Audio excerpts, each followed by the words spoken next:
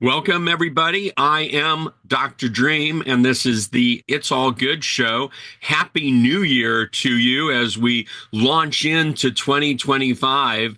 How incredibly exciting. And no matter what 2024 was for you, let's just energize all your dreams coming true and all the excitement and love and joy that you wish to allow into your life manifesting for 2025. This is a fun show because it is the first show of the year, but also my guest today is since I restarted the podcast, it's been super nice for me because a number of my guests are friends of mine from the past and also people that have been on a podcast I had years ago. And so today's guest kind of fits all of that. His name is Joshua Wenner, and he's been a friend of mine since 2006. His brother Jeffrey introduced the two of us. Had a strong feeling that it was important for us to meet, and he was absolutely right. In 2009, July 1st, 2009, Joshua joined me on Awaken the Dream Radio, a podcast I had, and we did a show called Forgiveness, a Practical Technique.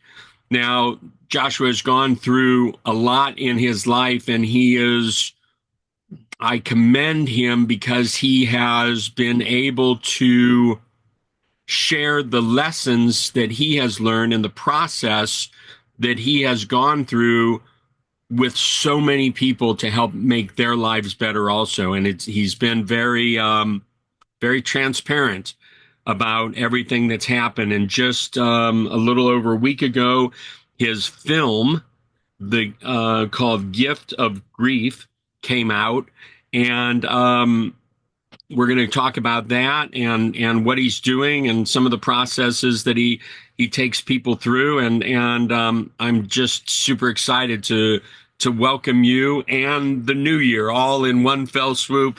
Joshua, thanks so much for being with me today. Hey, it's such a pleasure, Dr. Dream. It's so nice to reconnect and be here with you today. Fabulous. Now, before we get into just everything, I like to give my guests a chance to kind of introduce themselves and give us the touch points that are important to make sense of where you've come from and how you got to where you are now. Yes, if I was given just bullet point, kind of high level, big picture, I was more in the peak performance space and was more of a speaker trainer with Tony Robbins. And actually, I was before that because we're in the consciousness conversation. I had a sacred geometry company, is how I'd say I first entered the personal development space. And then around that time, my brother Jeffrey came to ask me for help. He'd gotten into heroin, and on Christmas said, "Hey man, I need your help. I got to come live with you or I'm going to die." I had that startup company running and told him no. And 2 days later, he went back to Reno and died of an overdose.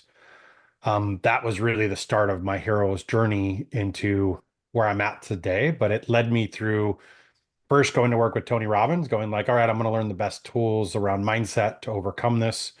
Thought I healed my grief after going, working with Tony for a couple of years, and kept feeling a deep calling to help people around grief and trauma, and jumped on some grief forums of like, I got all the tools to help you fix your grief, failed miserably, and realized maybe I don't know what I'm doing here. And started to research grief and trauma, started to interview different experts, realized I was the one that needed to heal my grief and trauma, which led me on another journey of learning somatics, tools around grief and trauma, put myself back together again, and then started to help men.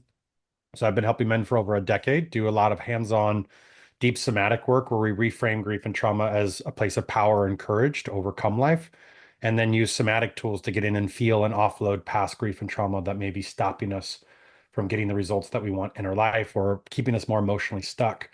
That led to doing men's rites of passage, which I did for the last 5 years and put through over 1,000 men in doing rites of passage. And then I also started helping fire and police. So I have a company where I train fire, police, and military on tools to come home to their families from all the trauma they take on their jobs. And most recently, I'm now doing women's work, which is really exciting. I did men's work for a decade. I've worked with women for about the last 5 years. And a lot of my healing around relationship has come from women. And so I used to believe men do men, women do women. And all of my deep healing more recently has come from women around women. And so I'm like, it's a nice little parallel now that I know men so well. A lot of women are looking to find that ultimate relationship or learn how to understand men a little bit deeper. So I can provide a really good space of learning the same fundamental tools around grief and trauma, but to heal the relationship with their hearts. Because I find often in relationships, the conflicts and the challenges that we have are often our past grief and then our nervous systems, which are trying to keep us safe or keep us in survival. And that's what most of the conflicts in our relationships are, or we have with finding unhealthy partners. And so I'm really grateful to be doing that work now. Fabulous. Everything that you're doing and impressive and inspiring. Take us into the energetics around your healing of everything around your brother's death and kind of that process for you. Yeah, it's a long journey. I feel like I'm actually just the last 2 years actually coming out of some of the deep grief coma that I was in that I wasn't aware of, even though I did a lot of work and got a lot better. I had a more, actually, it's in the film. There's a forgiveness moment in the film where some of the men from the community I created an event and they did a forgiveness process. And I think I just felt so safe. And I'd been teaching forgiveness for over a decade. And so I was very familiar with it, but I reached a new level. I think the new levels of somatics that I'd gotten to in my body allowed me to access a different level of forgiveness where I'd blame myself for my brother's death that I didn't know. And so just the last 2 years, my brother died in 2007. To give context, and I'll go a little bit deeper into the parts, but I feel like the last 2 years, I'm like, oh, I don't need to save the world anymore. Like I realized unconsciously I was trying to save the world to make up for where I couldn't save my brother. And I'd had an unconscious belief that it was my fault, trying to make up for it. And so everything's shifting now of finding where I'm now is about healing myself and living a great life for myself and also helping other people live it. But I'd say a lot of there's kind of different stages when I feel like we're first in the grief, you're just trying to get through the day. So if anybody's listening that, is coming out of a holiday season or I've recently had somebody die, it can be really painful. I find some of the ones that are more confusing is there's so much loss baked into life, right? We get older and we're grieving who we were when we were younger. We have visions of like, oh, I want this type of life, and then life ends up this way. All the way back to childhood where we dreamed of having our parents take care of us and they got divorced, or somebody died, or we felt abandoned, or we thought men were safe and there's a violation, or we thought my friends are going to take care of me and then we feel shamed or humiliated. And so there's all these little levels of loss that stack up within the body. And those get stuck in the center column, which is this area right here. And so initially, when I was in my grief, I was trying to think my way through grief and trying to understand it, but I was really disconnected from my body. And so what was really helpful is getting into what they call somatics, which is more body based, where you learn to go into the body and do different practices using sound, movement, or breath to start to move and get into the body. And that starts to kind of bring you more alive and more connected to your body. And then through those practices, the body knows what to do. The body's brilliant. Body's a part of God, part of nature, part of source. We just got to get out of the way from our heads to let us get into our hearts and our body. And then the body starts to take us on this healing journey. So a lot of my healing journey was learning how to move out of my head or trying to fix it and like seeking external validation or things into the future and learning to get really regulated with my nervous system, which we can talk a little bit about today, of how do I get regulated so I'm not in a habitual survival pattern trying to survive, which we learned in childhood, but I'm learning to use the front of my brain, which is like my prefrontal cortex, which is compassion, empathy, rational thinking, and it allows me to be present But the challenge with that is if I start to become present, there's all this past grief or past trauma or heartbreak that I may not have dealt with. And so that's where the somatics are helpful. So if I can get regulated, I can now start to see and go, oh, what's going on with me? Then I can start to use some different somatic tools to actually move that through the body. And when we do, it's I use a similar metaphor. It's like changing the oil in your vehicle, right? Imagine if we're vehicles and you're driving on red line, we're going to have to fill up the gas, which is emotional regulation, if we want to keep driving towards a mission or a journey. And we're going to have to change the oil to keep that engine running smooth, which would be an example of somatic type practices to transmute some of the heavy, dark gunk that we get stuck in and put in that nice golden oil, which allows us to the system to run smoother. So that was a lot of my journey is compressed in a couple of minutes, which took me 15 years of moving through that journey of head back into the body, and then deep forgiveness work of forgiving self combined with somatics is really what brought me back. The only other thing I would add is community. We have a tendency to isolate often as humans when we're in pain because we don't want the world to see us in pain or we're going through deep grief or something's coming up. And so we often isolate. And what's really needed is community. We need to be witnessed in our grief, witnessed in our pain. And oftentimes that witnessing allows us to feel connected, to feel back to the whole, which is what they used to do in tribes. And so we've just lost a lot of those practices. So community, somatics, forgiveness, and nervous system are kind of those key fundamentals. Let me ask you something. Does the grief ever truly go away, or is it just integrated differently? I mean, how does that work? My brother passed away in 2020 at 39 years old, slipped into a diabetic coma. No one was there to identify what was going on. And I've done a lot of work around it. There's a lot of grief for me around it. And maybe I need to come do one of your sessions, but it seems like I come more into alignment with it, but yeah, does it go away?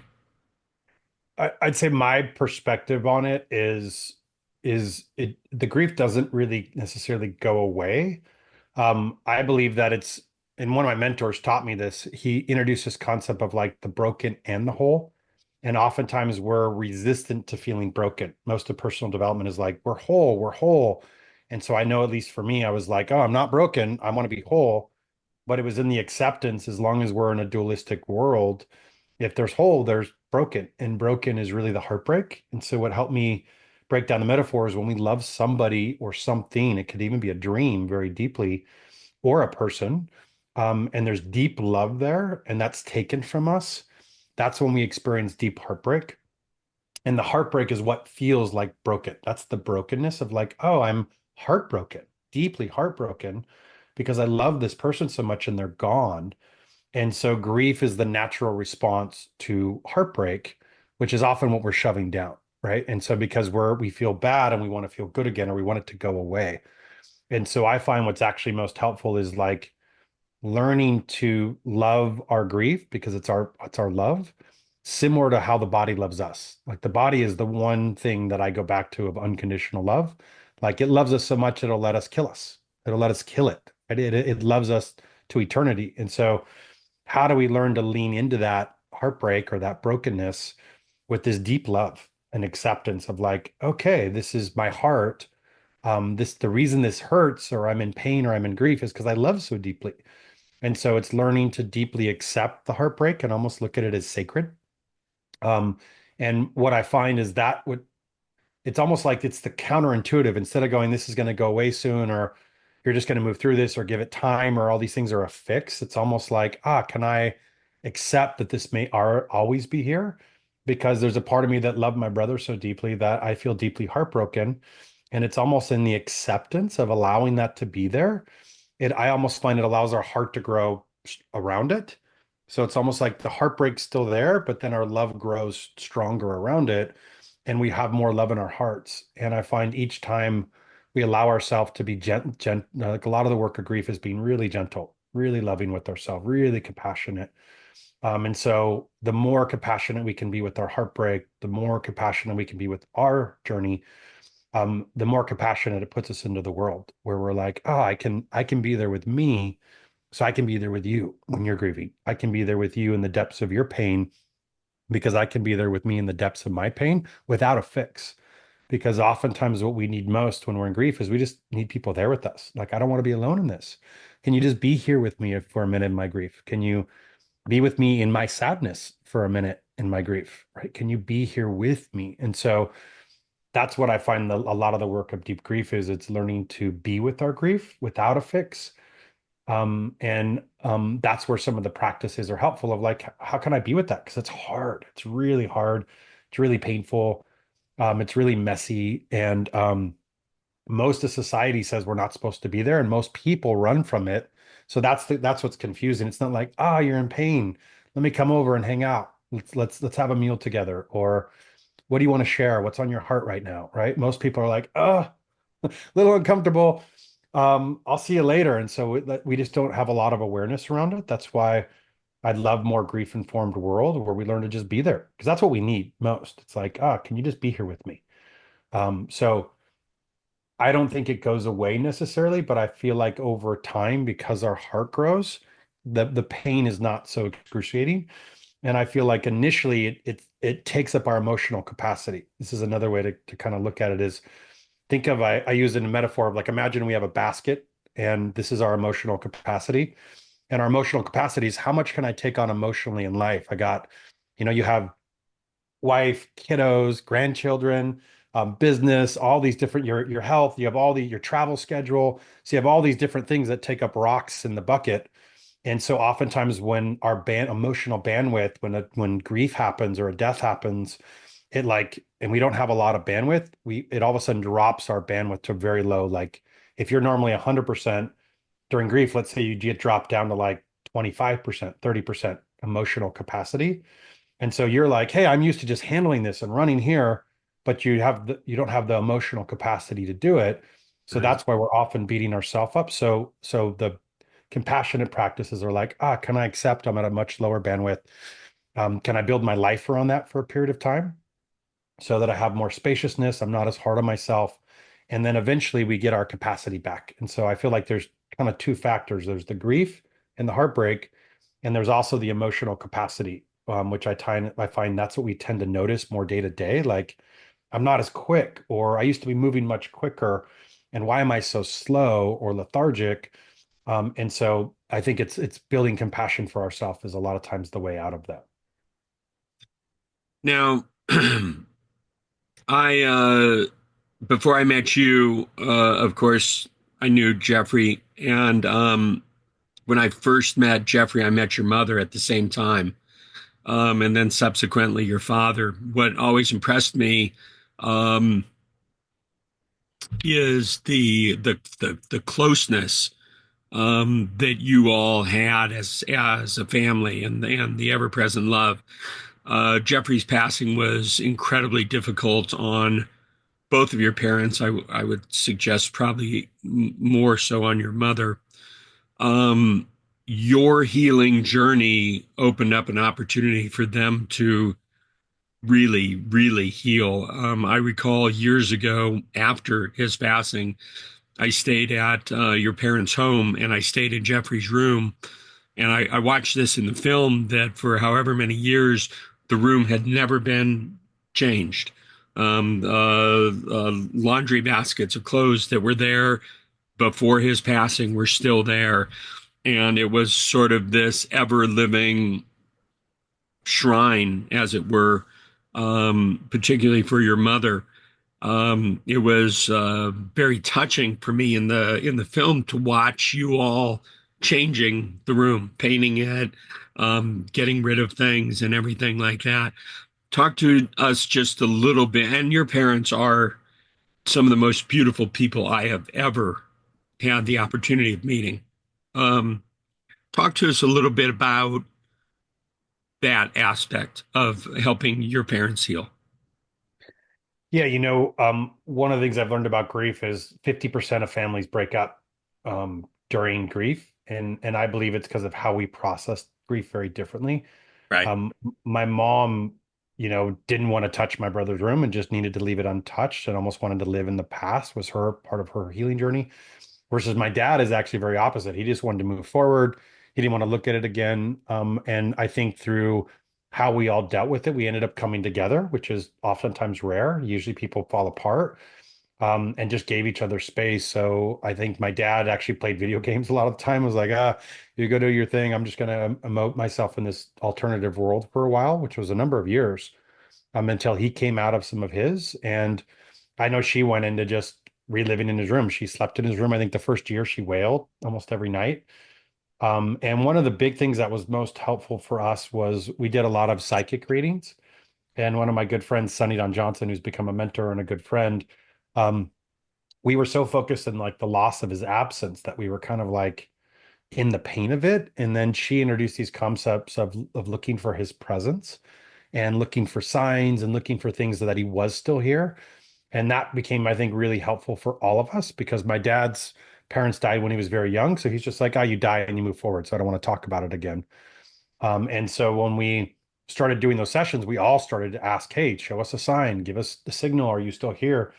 And you know my brother well, he's super witty, playful character, like and so that's how he would come through. He would come through playing jokes, playing tricks on us, doing silly things that was like his character. And so then it became this thing where we started to like look for the signs, and we started to share like my mom would get these like, oh, these she gets something on her back and she would almost get this jolt of electricity and like, oh, I know that's Jeffrey. Or she would see reoccurring numbers on vehicles and license plates, and her lights every time you go on this family trip every year, the lights would go on and off right before the family trip. Like literally the day before we were leaving, they'd walk outside, and it happened for years. Like every time the day before we would go, the lights would flicker. They even changed a vehicle and got a new vehicle, and the new vehicle was changing lights. Like it was really cool outside the box stuff. And my dad was a jokester where he'd always like kind of, we'd be hunting or fishing and he'd kind of use a twig and kind of get you behind your ear and you're thinking it's a bug. And then you turn around and he's laughing.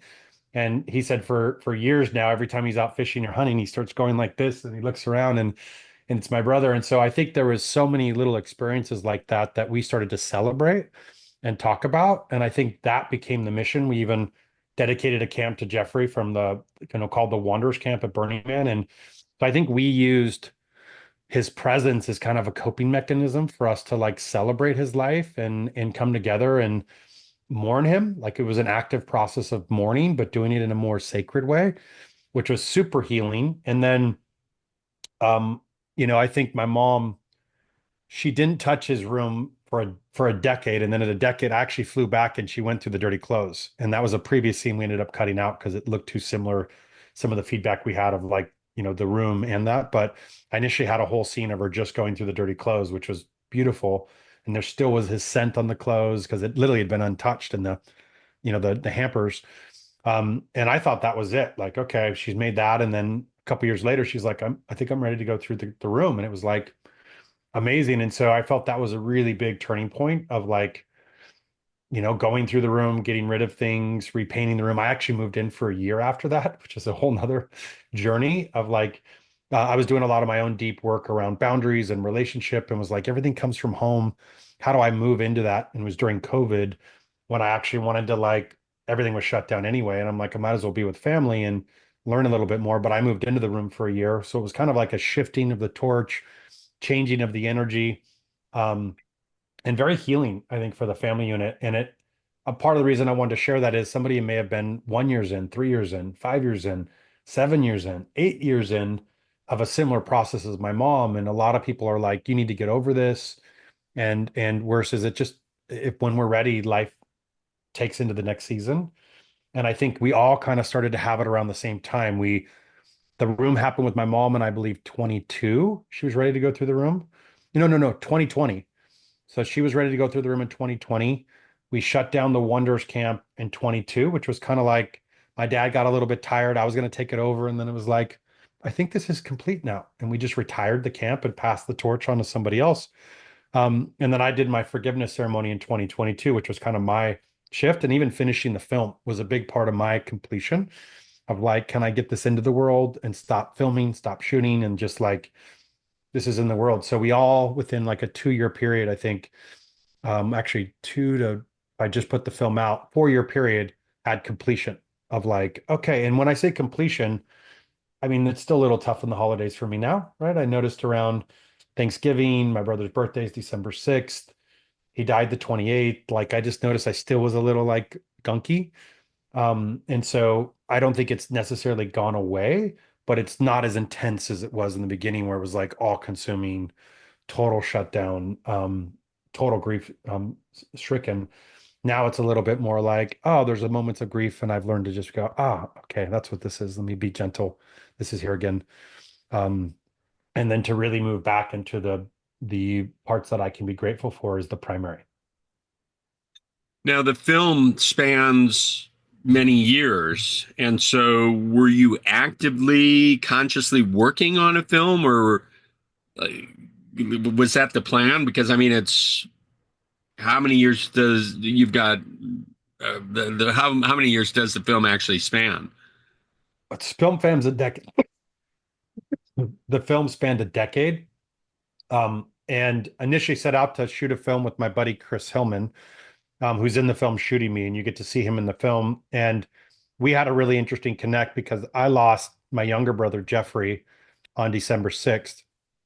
He lost to a heroin overdose. He lost his older brother Ricky to a heroin overdose on December 13th. And then Chris and I are a day apart. So he was kind of like the younger brother. I was the older brother. So we had these really interesting, or no, Ricky's birthday was December 13th. Jeffrey's was December 6th. So there's all these similar parallels. And we set off to, in our both of our grief, to understand more about it. We filmed from 2014 through 2018. My journey was more doing interviews with experts, doing the men's retreat work, a lot of the footage you see in the film. His journey was going to do ayahuasca ceremonies. He went and did a Pachacama cleanse in India. Like, he was doing more global, experiences with his body.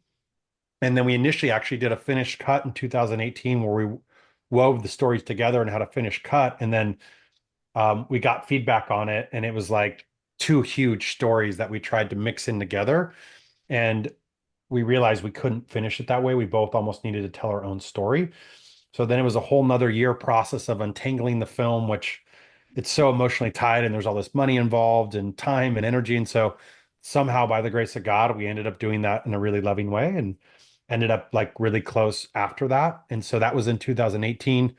I took a year or two off, and then in 2020, did additional filming, and that's where the room, so it kept evolving, and I would just keep filming as it kept evolving.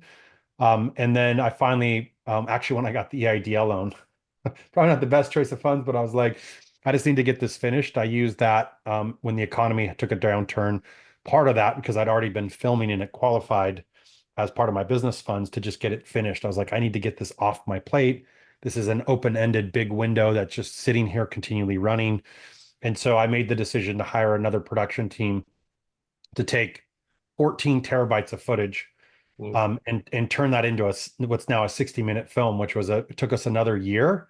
So I think I hired them in about January of 24, and we finished it right, or no, excuse me, I finished that in of 23.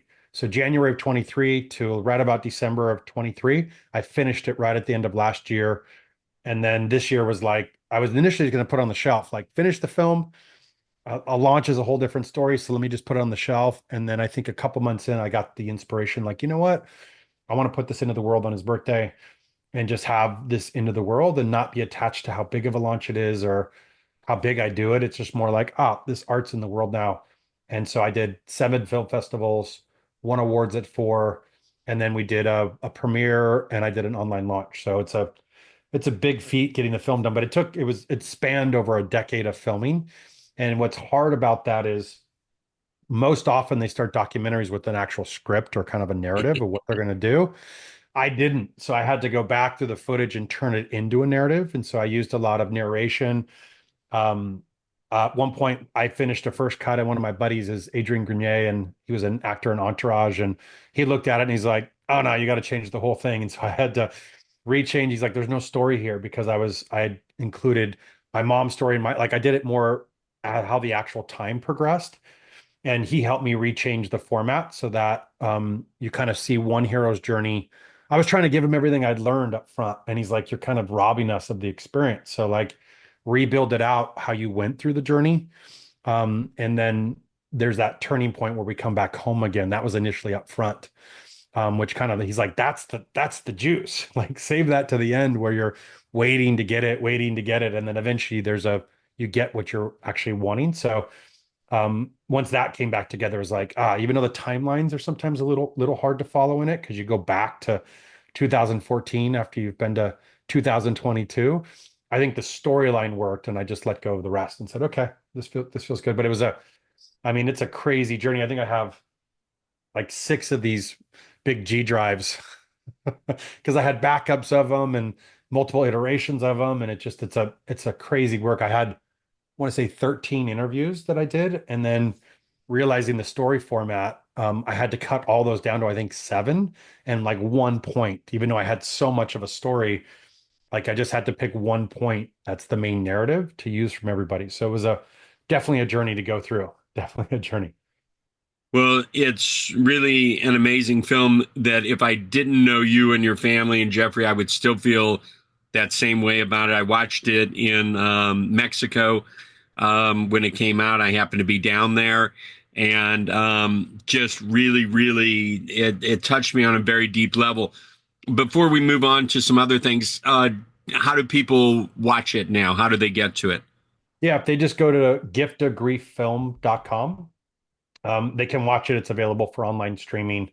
So they can go to giftofgrieffilm.com. Okay, excellent. Um,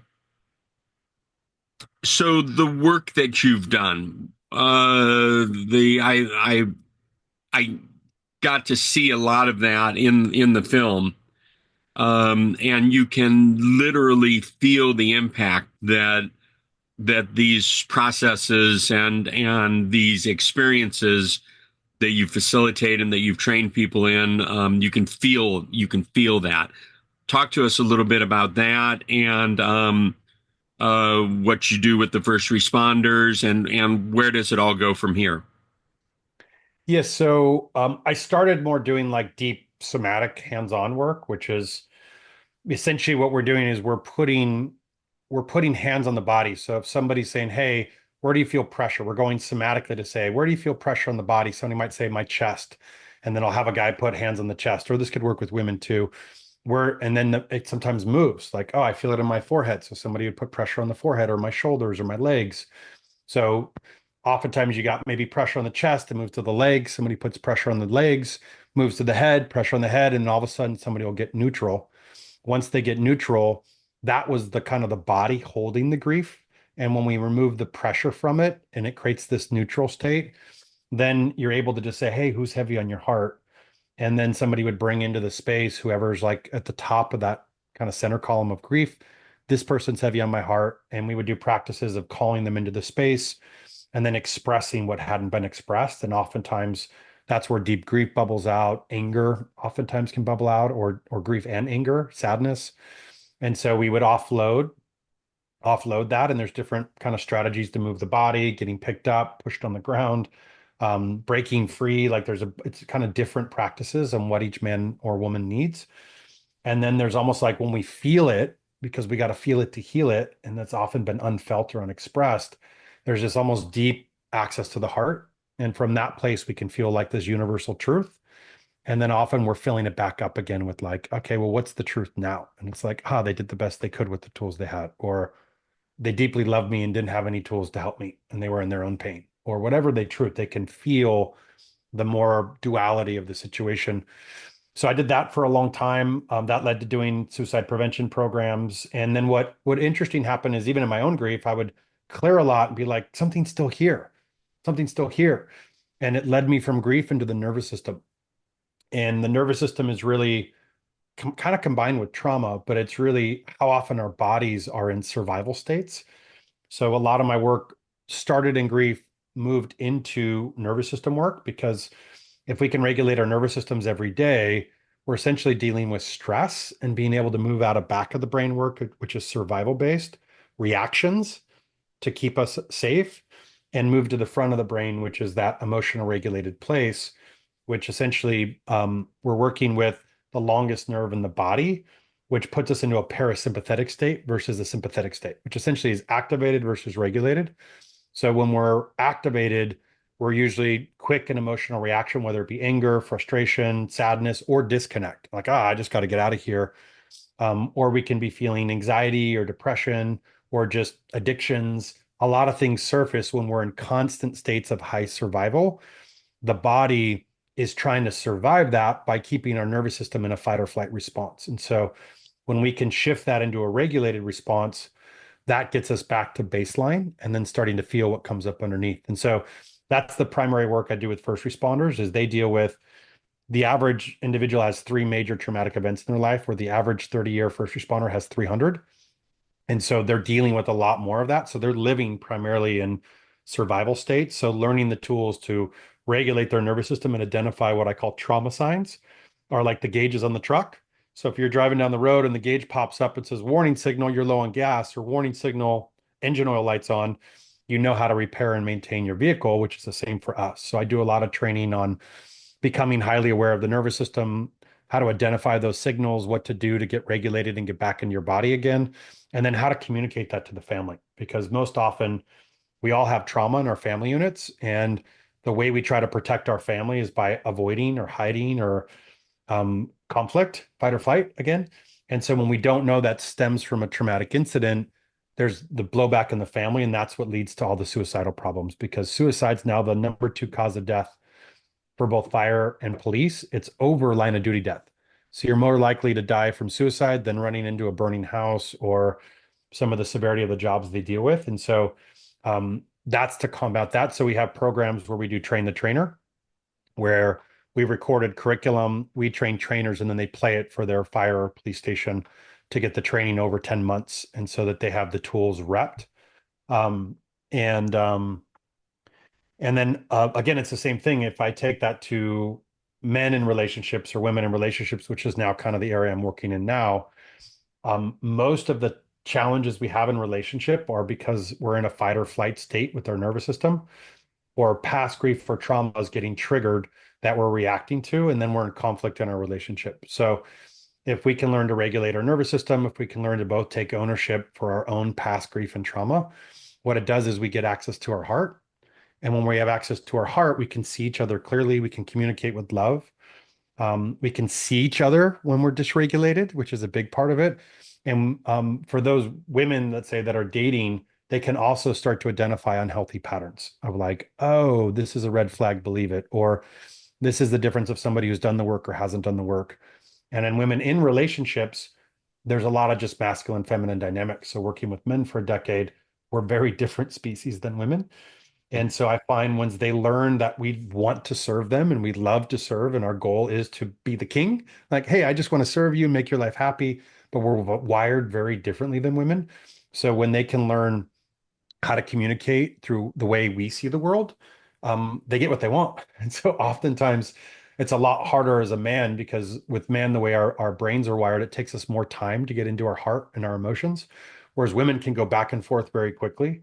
And so when they learn how we're wired and they learn how to communicate in that way and learn that we want to serve them and we're doing the best we can and how to communicate through that and see through that lens, I find it turns around relationships because now they're actually more emotionally aware and attuned. So when they learn the tools, it's like oftentimes women are like, can he slow down sexually for me? I just want him to slow down a little bit more. And it's the same thing we need with our hearts. And so when they learn, oh, I just got to slow down, I got to ask questions, I got to go a little bit deeper, I have to learn how to see and appreciate what he's doing in the world and how he shows up in the world. It changes dynamics and especially when we learn how to communicate from the heart. So that's why it's my deepest mission now is if we can heal the relationship with our hearts, then we can heal relationships in our relationships. Then we start to heal the family unit. And I truly believe if we can heal the family unit, that's what changes the trajectory in the world from creating more trauma or more pain in the world. Oh, that's amazing. And actively doing retreats, plans for 2025? Yep. I'm going to be doing a couple women's retreats this year. I actually stopped some of the men's work for a little bit, and we'll probably reactivate that at the end of the year or in early 2026. I did it for a decade and needed to reset for a little while. So we turned it into a member-led community. That was called K4 Men, but we'll probably reactivate that in either late 25 or 26. And so in 25, I'm going to be doing a couple women's retreats where we go deeper into learning relationship dynamics, nervous system dynamics, and so I'll be having a couple retreats coming up for women, which is fun. That's great.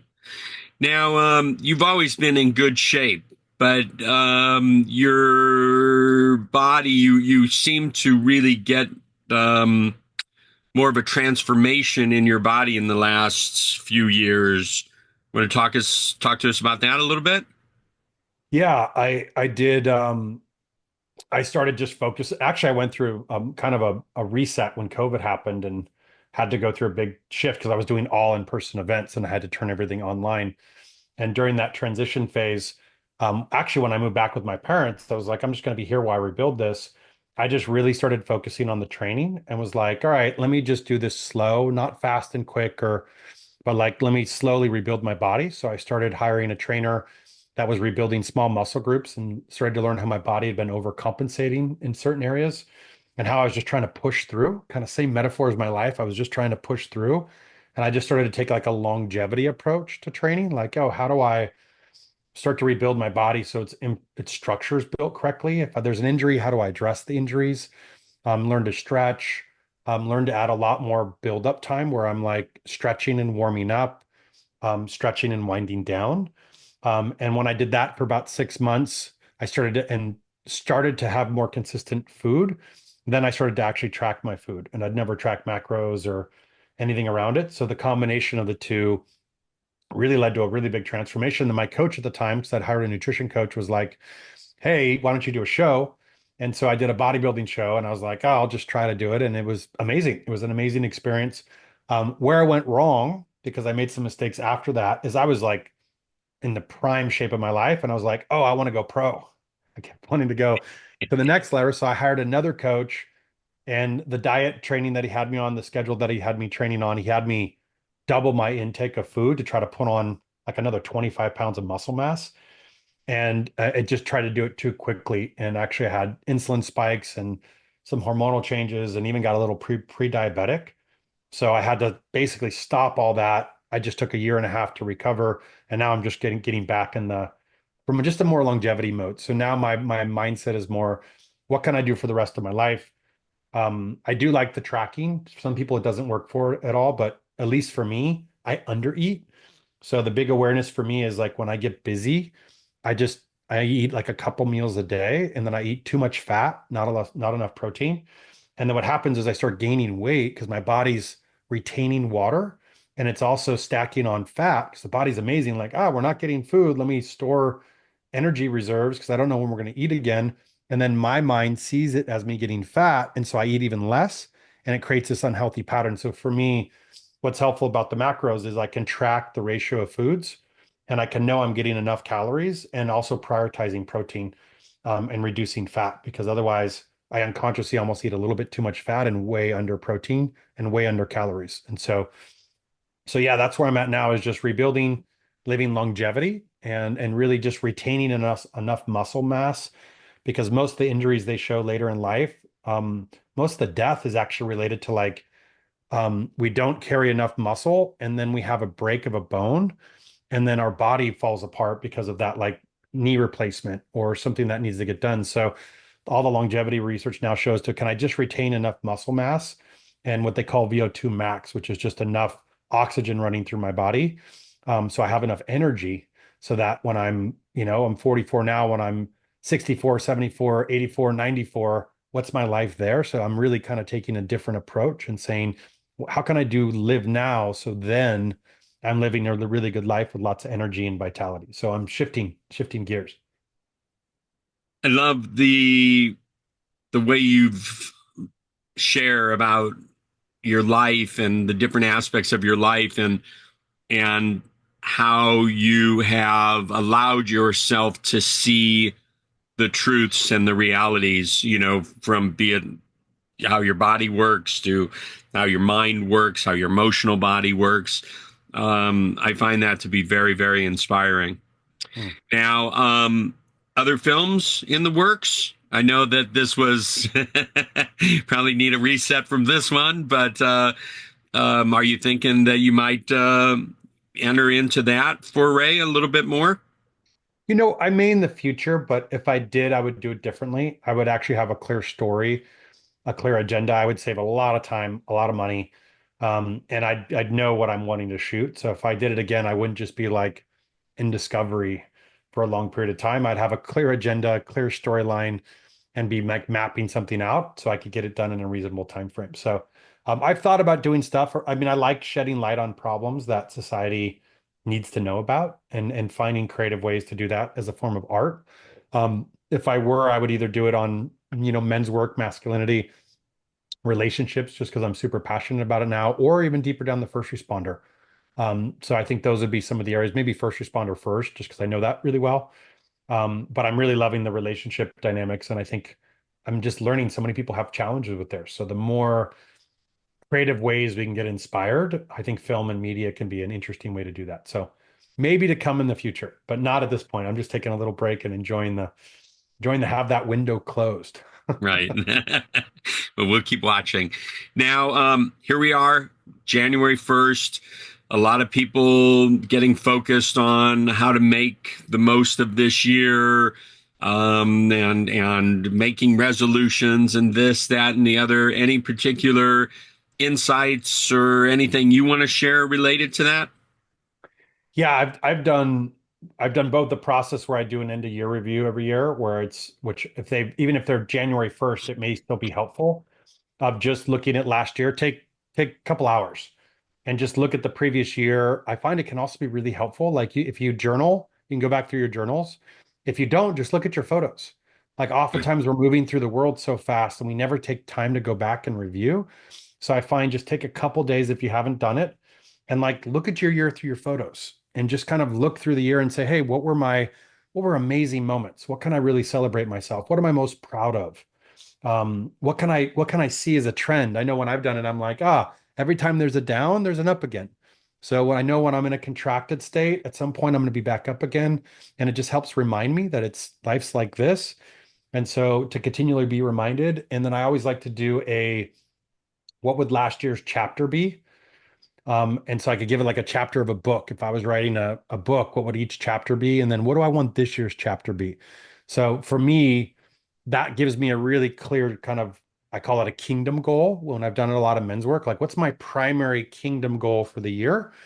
And then oftentimes I set in four other buckets that I do quarterly. But so for me, the kingdom goal is containment this year. Like, what does it look like to really be super clear with my energy, very contained with my energy, and like really learning to find joy in the boring or the monotonous moments of life. So how do I bring more aliveness, more joy? So if I'm containing my energy, I'm not looking for the big trip or the big exploration or the big thing.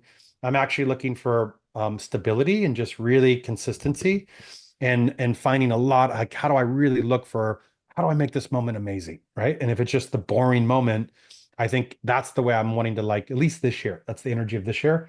So what would that be for somebody listening? Like if you really thought about what do you need right now? What would make this year the most amazing year for you? I like to look in four buckets. I do them around the masculine archetypes of king, lover, warrior, magician. But king is more of like, oh, do I need more play? So it could be like a more embodied state. Do I need to play more this year? Would that bring me more aliveness? Or do I need to really focus on my career? Would that bring me like, do I have a big vision that I want to accomplish? Um, is there in my lover house could be relationships? Is there a certain relationship like I really need to focus on my marriage or what about my relationship with myself? Or um, maybe it's even like really deep self-care practices. Like, what would it look like if I really made the year really focused on resiliency or self-care practices? When I move into the magician, do you have a book that's in you that you've really been putting off? But if you just focus this year on little bits on a regular basis, and at the end of the year, you had a book in the world or a film or like a project you want to birth, or it could be a system. Like if you really wanted to focus on your money or your savings or your investing or a certain area that would require a plan, a process, what would that look like? And then lastly, in the warrior house is like your health and your fitness. So it's like, hey, do I really want to focus, or boundaries? Do I really want to set some boundaries this year and really put some strong boundaries? Or if I just made my fitness or my diet or my workout routine the focus of the year, what would that look like? So just given a couple different buckets for to choose from. And then I'd say out of those, choose one primary goal for the year, or a kingdom goal to say, if I just focus on this, and then I have a couple buckets in each of those each quarter that I rotate. That's how I look at the year, because what it does is I know my overarching goal for the year of that, who I'm going to be by doing that. And then each quarter I go, okay, let me reassess. What do I need a little bit more of this quarter? And then the big thing with goal setting is start slow. Most people go so quick and then they fizzle out. I think they say all people stop working out on like the 13th of January. Like they don't even make it past the first 13 days. Right. And I think it is because the first week you see everybody at the gym going too hard. So what I've learned is go slow and consistent at first, and then just keep stacking as you get better at it. It's more important to do the thing than how good you do it. So even my first week back at the gym, I'm always like, just get there. I could be there 15 minutes. I'm like, I got there again. I got there again. And then the next week, can I stay for an extra 10 or an extra 20? And if you make that consistency the goal versus how good you do, um, that starts to build momentum, and then momentum starts to build happiness. And at the end of the quarter, I don't measure the goals, I measure the progress. So just a couple things on when you're starting up the year. If you lay out goals, what are the action steps you need to do each day to move you towards those, and just celebrate the progress you're making. And it's more about progress because that builds momentum and you feel happy and fulfilled, like I'm making progress. Then it's never about reaching the outcomes, it's about who you become in the journey towards those outcomes. Wow. Thank you so much. I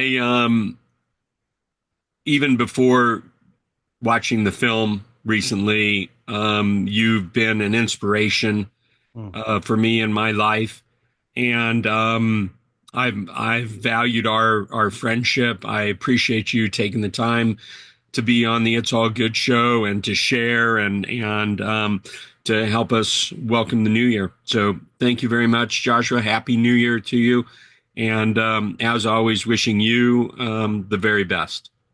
Hey, thanks so much, Dr. Dream. It's such a pleasure to jump back on and catch up with you. I have so much respect for you and the work you're doing in the world and your heart. You've always had just such the biggest heart. And I've always felt so inspired and just loved by you. And so I'm just so grateful for you, brother, and so great to be celebrating this new year with you. Thank you. And Happy New Year to the It's All Good show family. We appreciate you, and we'll be with you all year, helping love and support you. Thank you all very much. Bye, Joshua. Bye-bye.